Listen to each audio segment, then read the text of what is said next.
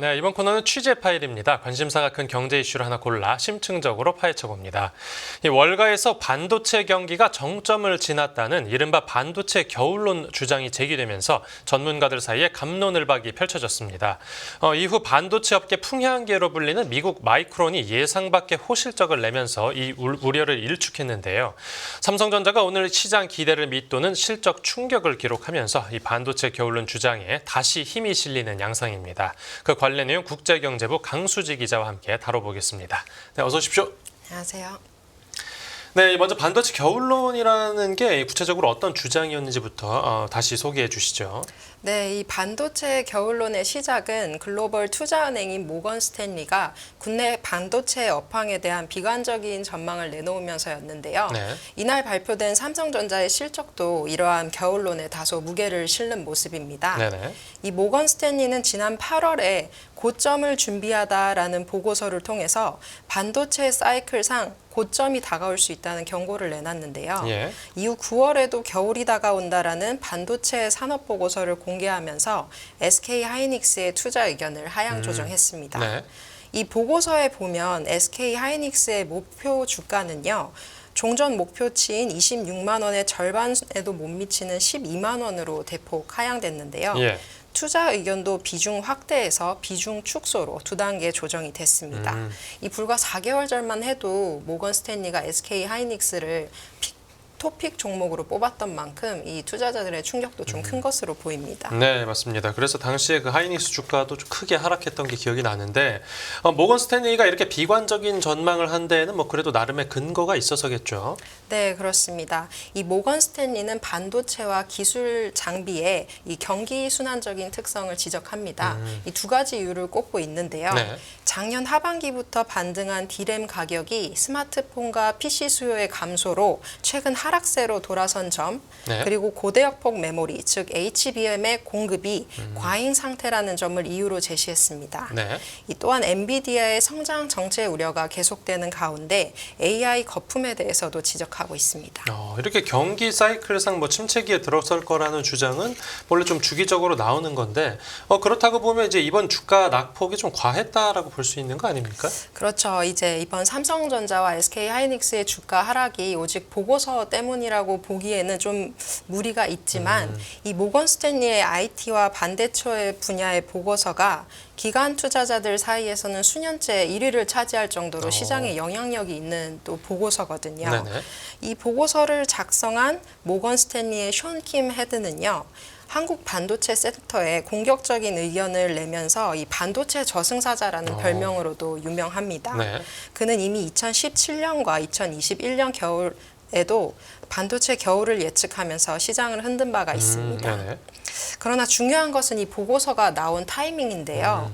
8월부터 미국 경기 침체에 대한 우려가 커지고 또 엔비디아의 주가 상승세가 주춤한 시기에 보고서가 나오게 되면서 네. 그렇지 않아도 하락 조정을 받던 이 반도체 주가가 추가 하락하게 되는 계기가 됐습니다. 네, 그러니까 그 보고서가 나오기 전부터 뭐 이미 주가가 내려가고 있었거나 뭐 내려가려고 하던 때여서 이제 좀 마침 시점이 공교롭다라는 건데 지금 보고서가 발표된 지 한 3주 정도 지났는데 뭐 그때부터 지금까지 한 주가가 어느 정도나 빠졌습니까?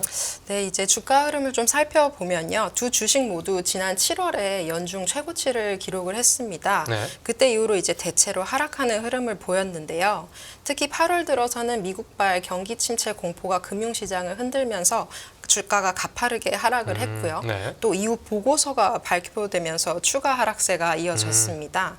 현재 삼성전자를 보면요. 연고점 대비 32%가량 급락하면서 6만 원 수준에서 등락하고 있고요. 네. SK 하이닉스는 연고점 대비 28% 하락했습니다.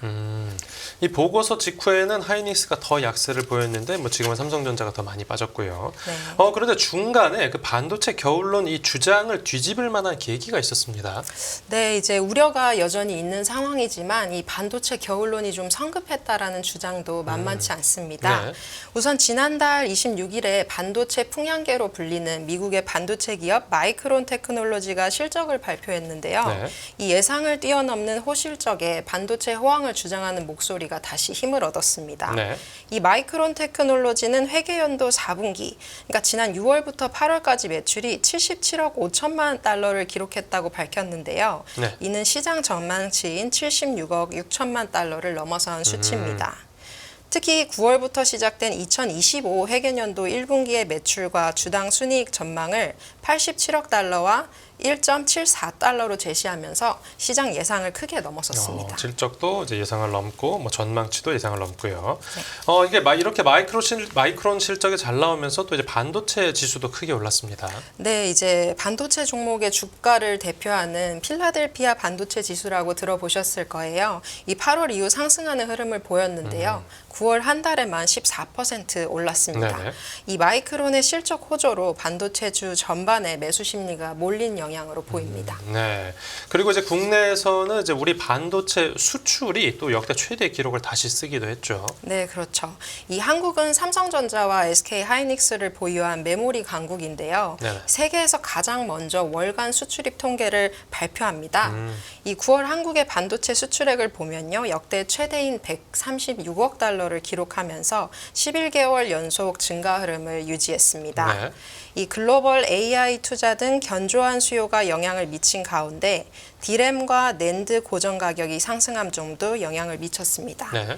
특히 9월 전체 반도체 수출에서 메모리 반도체 수출이 61%가량 증가했는데요.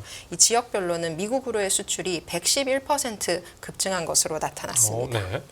또한 수출 분류상의 컴퓨터로 분류가 되는 솔리드 스테이트 드라이브 SSD의 수출 역시 대규모 AI 센터 투자로 인해서 작년보다 무려 169% 증가했습니다. 네. 이렇게 반도체 겨울론을 뭐 뒤집을 만한 계기들이 있었는데 마이크론 실적도 그렇고 수출도 그렇고요. 근데 왜 이 삼성전자하고 하이닉스 주가는 좀 의미 있는 반등이 나오지 않는 겁니까? 네, 이제 결론을 결국엔 종식을 시키려면 실적으로 증명을 해야 될 것 같은데요. 현재 국내 반도체 주가의 하락은 대부분 외국인이 주도를 하고 있습니다. 네. 이 외국인들은 9월 들어서 9월 2일 첫 하루를 빼고는 내내 모든 거래일에 삼성전자 주식을 매도했는데요. 네. 이로 인해서 삼성전자의 외국인 지분율이 8월 초에 56% 중반에서 전일 기준으로는 53% 중반으로 떨어졌습니다. 네. 이 SK 하이닉스의 외국인 지분율도 8월 초에 약 55%에서 지금은 54% 수준으로 축소가 됐습니다. 여기에 또 이제 아까 말씀해주신 모건 스탠리 보고서 영향이 좀 있었겠고요. 그렇죠. 네. 네. 이제 그나마 다행인 것은 이 엔비디아 등 글로벌 반도체 기업에 대한 투자 심리가 다시 살아나고 있다는 점인데요. 네. 이 마이크론의 실적이 좋았고 그 다음으로 중요하게 예상되는 이벤트가 내달 19일 발표되는 엔비디아의 실적으로 보입니다. 그 엔비디아 이제 실적 관련해서는 뭐 기관 전망들이 좀 어떻게 나오고 있습니까? 일단은 엔비디아 실적에 대해서도 약간의 우려감은 남아 있는데요. 네. 최근에 이런 우려를 의식한 듯 젠슨 황 CEO가 CNBC와의 인터뷰에서 이 자신감을 드러냈습니다. 그는 블랙웰의 생산이 계획대로 진행되고 있다. 이 수요가 엄청나다. 모두가 최대한의 물량을 원하며 가장 먼저 받고 싶어 한다. 이런 발언을 했는데요. 네. 이 CNBC 방송도 AI 데이터 센터를 구축하는 다른 기업들로부터 블랙웰의 수요가 뜨겁다고 전했습니다. 네. 이 엔비디아뿐만 아니라 고객사인 아마존과 메타, 마이크로소프트, 그리고 엔비디아 칩을 생산하는 TSMC 등 이런 빅테크 기업의 AI 투자 실적과 전망도 중요할 것으로 보이는데요. 아마 AI에 대한 대규모 투자가 이루어졌던 만큼 투자자들이 이 실제 이익으로 연결되는지를 확인하고 싶어 할 것 같습니다. 네, 이 엔비디아 실적이 말씀해주신 대로 예상대로만 나와주면 반도체 주가도 반등을 기대해볼 만한데 문제는 국내 실적입니다. 오늘 삼성전자가 3분기 성적표를 공개했는데 실적 충격을 기록했죠. 그렇죠. 이제 결국 국내 반도체 기업들도 우려를 완전히 떨쳐내려면 실적으로 증명하는 길밖에 없는데요. 이제 오늘 삼성전자 실적은 좀 실망스러웠죠. 네. 우려를 좀 더 부추긴 모습인데요. 가장 중요한 영업이익이 9조 원대로 나오면서 시장 컨센서스인 10조 원 수준을 밑돌았습니다. 이 10조 원도 이미 13조에서 하향 조정된 수준이니까 시장의 실망이 좀 더 컸다고 볼 수 있겠죠. 네. 이 세부 내용을 보면요. AI와 서버용 메모리 수요는 견조했지만 우려했다시피 스마트폰과 PC 수요 회복이 예상보다 더뎌서 삼전에 이제 주력인 범용 D램의 판매가 부진했고요. 네. 또 이례적인 비용 문제 그리고 파운드리 수주가 부진했다는 문제 등도 반영이 됐습니다. 이 삼전의 실적이 예상에 못 미친 만큼 시장은 이제 이달 말에 발표되는 SK 하이닉스의 실적으로 시선을 옮겼는데요. 네. 컨센서스에 따르면 SK 하이닉스의 3분기 매출액과 영업이익은 18조 원과 6조 8천억 원으로 추정됩니다. 매출액은 지난해 같은 해보다 100% 가까이 늘은 수준이고요. 네. 영업이익도 이제 흑자로 전환한 수치입니다. 삼성전자와 하이닉스 이 두 주식은 특히 삼전은 아무래도 한국 증시의 대표성이 있는 만큼 외국인들이 거시경제 상황이나 코스피 비중을 조절할 때 집중적으로 매도세가 나타나는 종목인데요. 다만 그동안 가파른 주가 하락으로 과매도 영역에 진입했다는 그런 분석도 나오는 만큼 추가적인 악재가 없다면 하락세가 제한될 수 있다는 주장도 나오고 있습니다. 오늘 취재 파일은 여기서 마무리하겠습니다. 잘 들었습니다. 감사합니다.